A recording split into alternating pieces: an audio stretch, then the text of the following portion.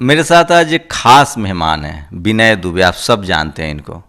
खासकर लॉकडाउन में जिस तरह से इन्होंने लोगों की मदद करने की कोशिश की, उसके बाद इनको जेल जाना पड़ा।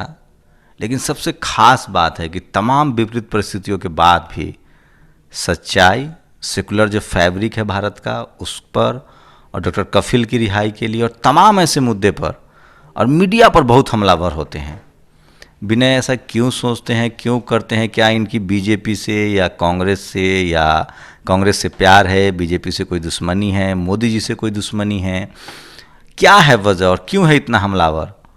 और क्या इसकी कीमत भी ये चुका रहे हैं? और वो तमाम लोग जो सरकार से सवाल पूछने की हिम्मत रखते हैं, उनको किस तरह से ट्रोल किया जाता है, किस तरह से डराया धमकाया जाता है, उसके लिए विनय से ज़्यादा बेहतर अभी आपको इंसान नहीं मिलेगा, जिनको जेल तक भेजा जा चुका है। विनय, नेशनल दस्तक पर स्वागत है। और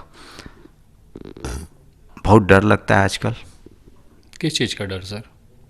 सरकार से सवाल पूछने में, लोगों के मुद्दे उठाने में। डरी हुई तो इस समय सरकार है। अगर डरी नहीं होती तो ऐसे ही यहाँ के छात्रों को उठा के जेल में क्यों डाल देती है?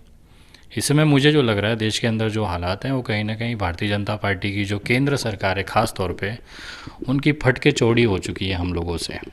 वो सुनना नहीं चाहते हमारे मुंह से सच, जिसकी वजह से आप सोचिए छोटे छोटे स्कूलों में, कॉलेजों में पढ़ने वालों बच्चों को उठा उठा के जेल में डाल दिया जाता है, और उन धाराओं में डाल दिया जाता है जो कहाँ की बात कर रहे हैं? मैं दिल्ली की बात कर रहा हूँ। आप जामिया इस्लामिया ले लीजिए या एएमयू ले लीजिए, वहाँ के बच्चों को आज उठा के आतंकवादी बना के, दंगाई बना के आज उनको जेलों में डाला गया है। देखिए, जामिया के 40 बच्चों ने यूपीएससी एग्ज़ाम क्लियर किया है। वो आईएएस बनेंगे, आईपीएस बनेंगे, आईआरएस बनेंगे, जिस पर डंडे चले थे और जिसको आतंकवाद का अड्डा कहा जाता है। विनय, कफिल की गिरफ्तारी को लेकर आप काफ़ी एक्टिव हैं, रिहाई को लेकर आप अभी इलाहाबाद भी गए थे। क्या लग रहा है, उनके साथ नाइंसाफ़ी हो रही जिस तरह से तारीख पर तारीख मिल रही? ये तो एक आप समझिए सरकार का दबाव है पूरी तरह से। पहली बार मुझे ये अनुभव हुआ कि न्यायालयों पर भी सरकार का दबाव चल रहा है। आज तक न्यायालय स्वतंत्र थी, हमारी न्यायपालिकाएं स्वतंत्र थी, बट डॉक्टर कफील का केस बहुत क्लोजली मैं देख रहा हूँ। मैं अपीयर्स करने जाता हूँ, वहाँ पे हाई कोर्ट जाता हूँ, बहुत सारे लोगों से मिलता हूँ, प्रशासनिक लोगों से मिलता हूँ, न्यायिक लोगों से मिलता हूँ, तो कहीं ना कहीं वो दबाव अनुभव कर रहा हूँ। और ये बहुत ही दुर्भाग्यपूर्ण है। एक डॉक्टर जिसने बच्चों की जान बचाई, जिसको बहुत सारे कोर्ट से जिस तरह की धाराएं उन पे लगी थी, सारे में लगभग जमानत मिल गई, उसके बाद भी केवल एक सन की राजा आप कह सकते हैं, या सर की गद्दीदार पे जिसने बैठा है, उनकी एक सनक की वजह से आज वो बंदा जेल में है, और रासुका जैसी गंभीर धाराओं में। तो विनय, आप कोई मुद्दा कैसे तय करते हैं कि मुझे इसके खिलाफ बोलना है, इसके पक्ष बोलना है? क्या आपके लिए ज़रूरी चीज़ क्या है? मेरे बहुत कम मुद्दे आपको दिखेंगे कि जो एक तरह से होता है ना कि पहले से प्रिपेयर्ड हूँ। जो करंट अफेयर्स हो रही है, जहाँ मुझे लगता है कि गलत हो रहा है, वहाँ मैं लात मारता हूँ। सामने चाहे ये लात किसी को भी लगे, कोई परवाह नहीं करता हूँ। लेकिन जिस तरह से देश में एक नफ़रत की राजनीति की जा रही है, एक दूसरे के प्रति जो जहर घोला जा रहा है, मुझे लगता है कि इसके खिलाफ अगर आज नहीं मैंने लात मारी तो कल को इसका शिकार मेरी जो बेटियां हैं उनको भी भविष्य में होना पड़ेगा। तो विनय, ये कब से आपको ऐसा लगा? आप मुंबई में रहते हैं, मुंबई में इतनी भागदौड़ है, एक सफल ज़िंदगी है आपकी, सफल आदमी है, बिजनेस है आपका, परिवार है, अच्छा लाइफ स्टाइल। कब लगा कि गरीबों के पक्ष में, जिनके साथ अन्याय हो रहा है उनके साथ खड़ा होना चाहिए? और सोशल मीडिया पर आप जिस तरह से पॉपुलर हैं, एक कैब ड्राइवर से लेके और सारे लोग आपको जानते हैं। मतलब कैब ड्राइवर मैं इसलिए कर रहा हूँ कि वो आपको रिकॉग्नाइज कर रहा है। नेता तो जानते ही हैं, विपक्ष तो जानता ही है, सत्ता पक्ष तो जानता है। तो ये कब लगा आपको और कब आप इस तरह से एक्टिव हुए? देखिए, मेरे पिताजी ऑटो ड्राइवर रहे हैं, तो जो गरीबी या भुखमरी एक होती है वो मैंने बहुत करीबी से जिया है। एक अच्छी मेरिट होने के बाद भी मैं इंजीनियरिंग पूरी नहीं कर पाया क्योंकि पैसों की तंगी थी। कितने ही सालों तक मैंने घाटकोपर के सिग्नल पे किताबें बेची हैं। उसके बाद भले मैं एक बिज़नेस में एक तरह से मेरा आज थोड़ा सा सेटल है, लेकिन कहीं ना कहीं वो चीज़ मैंने बहुत नज़दीक से महसूस की है कि मेरी पढ़ाई छोड़ने के बाद मेरे भाइयों की पढ़ाई हो पाए, क्योंकि एक इंजीनियरिंग और 3 भाई और हैं। तो वो जो चीज़ें मैंने देखी हैं बचपन से, उसको कहीं ना कहीं वो मेरे दिल में रहता है। आज अच्छी खासी लाइफस्टाइल मैं जीता हूँ, लेकिन फिर भी दिल में एक रह जाता है कि मेरे पिताजी ने जो स्ट्रगल किया, जो मैंने स्ट्रगल किया है ज़मीन पे, वो कहीं अगर मैं अपनी मेहनत से, अपने इस तरह के कार्यों से अगर किसी का भला कर सकता हूँ या उनको थोड़ा सा सुकून दे सकता हूँ, तो मुझे लगता है कि वो मैं करना चाहता हूँ। और मेरे दिल में हमेशा से ये रहा है कि जो तकलीफ़ें मेरे पिताजी ने देखी, मैंने देखी, वो कोई और ना देखे। कैसा लगता है आपको? आप लॉकडाउन हुआ था, बहुत देश के सारे बड़े शहरों में लोग परेशान थे, मजबूर थे। हम सब टीवी पर तो नहीं दिखाएगा, सोशल मीडिया पर एक्टिव थे, देख रहे थे। आपको उसकी वजह से जेल भी जाना पड़ा। उसके बाद और लोगों को लगता था लोग घर के बिना घर बैठ जाएंगे, अब डर जाएंगे। उसके बाद अब और ताकत से आप, अब तो आप निकलने लगे हैं, घर से निकल गए हैं, पूरा यूपी घूम के आए, हिम्मत की बात है, दिल्ली घूम रहे हैं। तो अब और ताकत मिल गई है, उससे डर खत्म हो गया है, जो एक डर था जेल जाने का।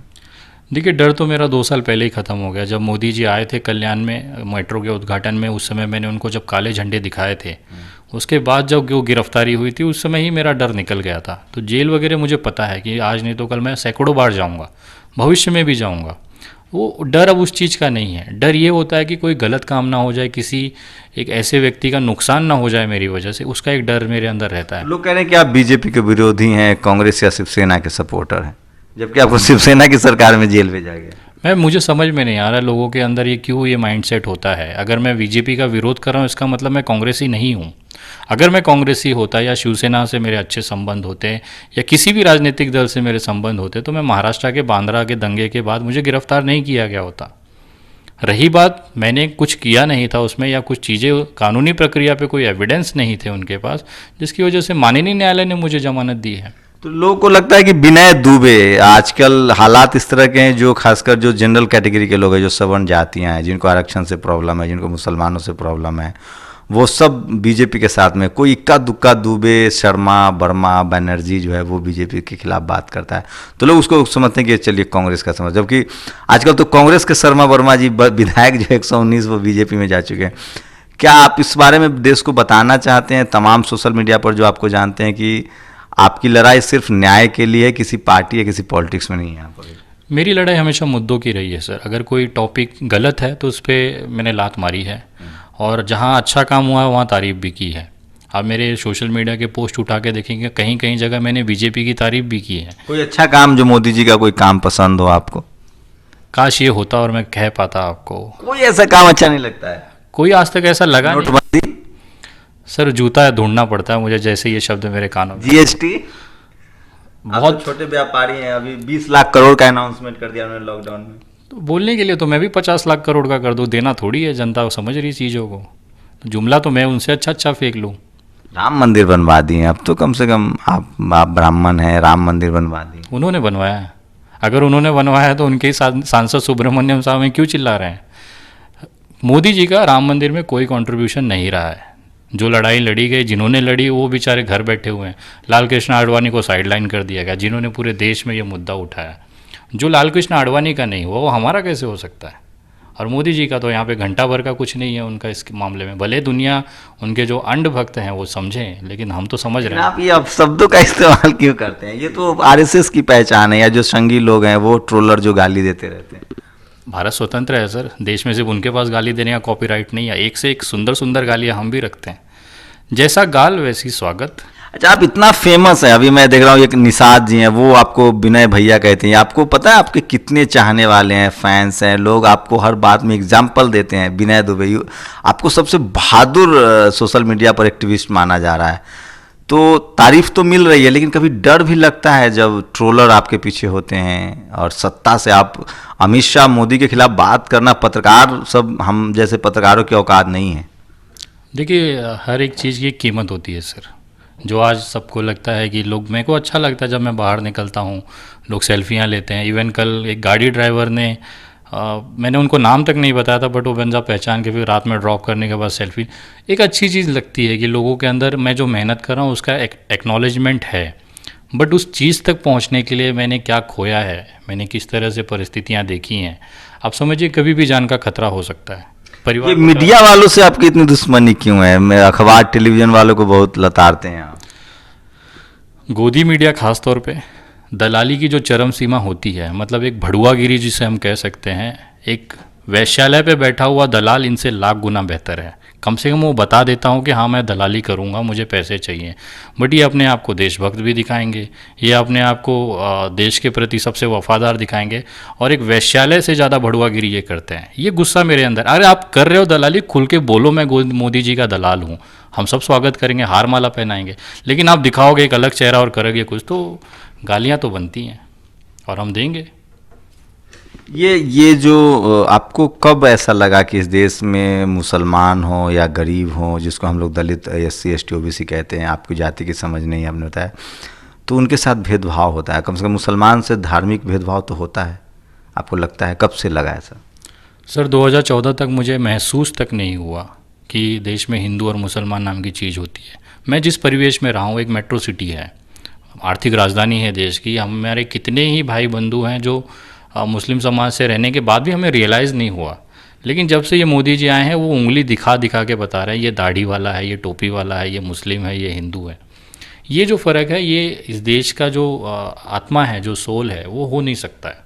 ये ज़बरदस्ती एक नई चीज़ क्रिएट करना चाह रहे हैं जो इस भारत में कम से कम मुमकिन नहीं है। जो हमारी परंपरा रही है एक दूसरे से भाईचारा, एकता, वो एक और तोड़ने की जो कोशिश है वो मुश्किल है। उस समय जब ये टूटता हुआ दिखा तो मुझे लगा कि अगर आज आवाज़ नहीं उठी तो कल यही हमारे आने वाली पीढ़ियों को झेलना पड़ेगा। लेकिन ये तो मुंबई में बाल ठाकरे ने भी इस तरह के काम बहुत किए हैं, राज ठाकरे ने भी, उनकी पूरी राजनीति यही हिंदू मुस्लिम को लेकर रही है। सर कभी अगर मैंने बहुत करीबी से देखा है, बाला साहब ठाकरे, सम्माननीय बाला साहब ठाकरे को भी देखा है, सम्माननीय राज ठाकरे साहब को भी देखा है, उन्होंने कभी भी कट्टरता वाली हिसाब किताब नहीं रखी। शिवसेना में बहुत सारे मुस्लिम नेता हैं, राज ठाकरे जी की पार्टी में बहुत सारे मुस्लिम कार्यकर्ता हैं, तो वो हिंदू मुस्लिम की जो टॉपिक थे वो कुछ स्पेसिफिक मुद्दों के ऊपर थे। बाला साहब ठाकरे जी ने राम मंदिर की इस पे बात की थी, जो कि फैसला कोर्ट के अंदर था, उनके ऊपर कार्रवाई भी चली है, आरोपी तक बनाया गया था।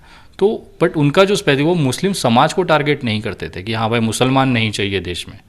आज भी मुंबई के अंदर आप किसी भी राज ठाकरे साहब की जो आप उनकी जो वीडियोज़ हैं मुस्लिमों के प्रति, कई बार कहा कि मुसलमानों के वोटिंग राइट छीन लेने चाहिए। सर स्पेसिफिक एक मुद्दे के ऊपर या किसी विषय के ऊपर, अभी आप समझिए मुंबई के अंदर अभी दंगे हुए थे, जब भी मुस्लिमों जो एक वहाँ पे रजा एकेडमी ने एक हमारे पुलिस वाली बहनों पे हाथ उठाए थे, उस सिचुएशन में आप क्या करते थे?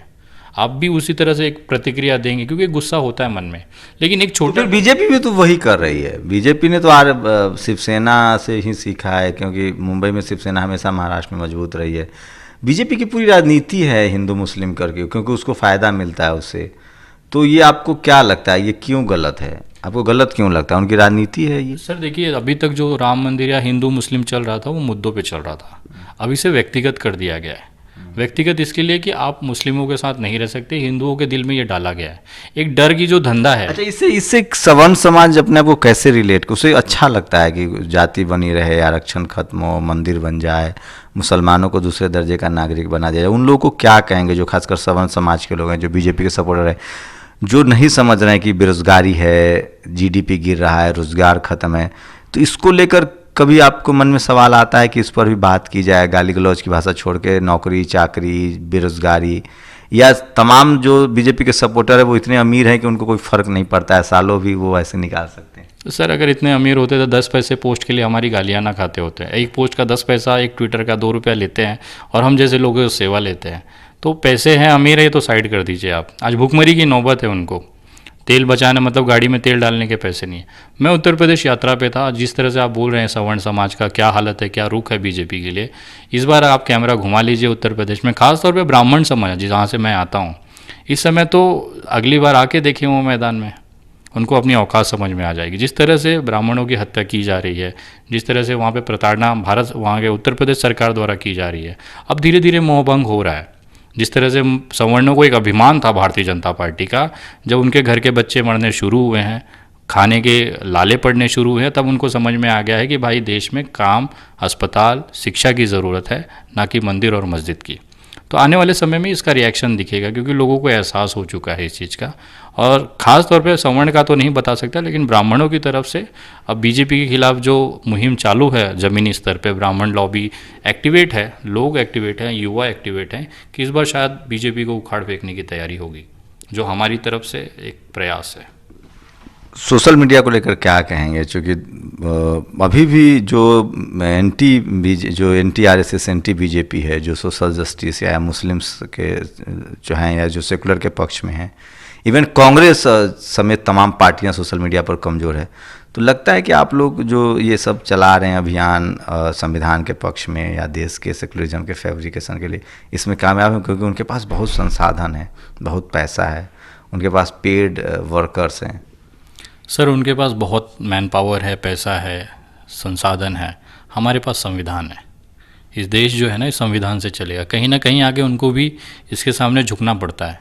और ये संविधान एक इतना खूबसूरत तरीके से बनाया गया है कि यहाँ पे भले 10 आरोपी छूट जाएं, लेकिन बेगुनाह को आप समझिए कि सज़ा नहीं होती है। आप पुराने सारे इतिहास उठा के देख सकते हैं। तो बस इस संविधान को विश्वास लेके हम अपना कदम बढ़ा रहे हैं। मेरे जैसे जितने भी सोशल एक्टिविस्ट हैं, आने वाले कुछ महीनों में आप देखोगे कि हम सारे एक प्लेटफॉर्म पे रहेंगे।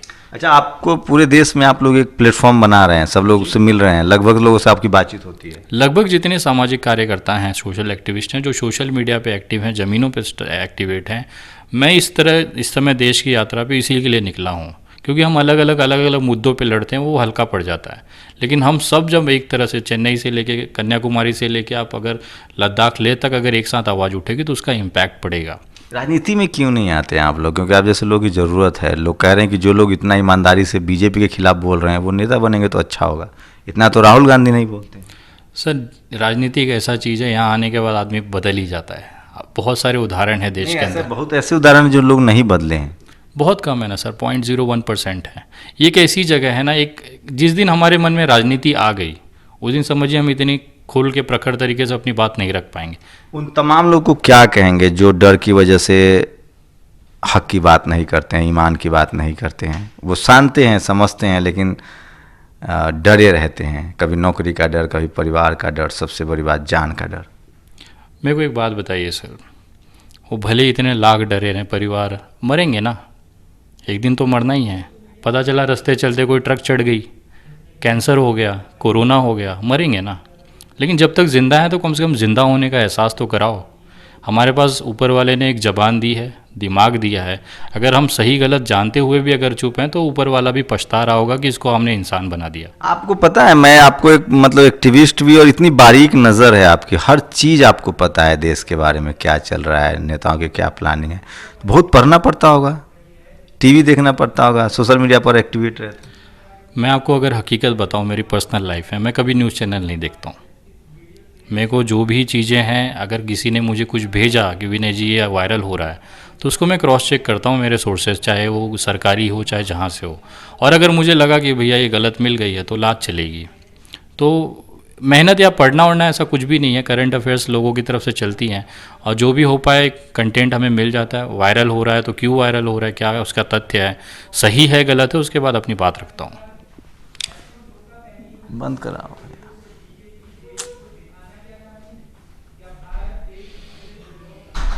सही जा रहा है सर।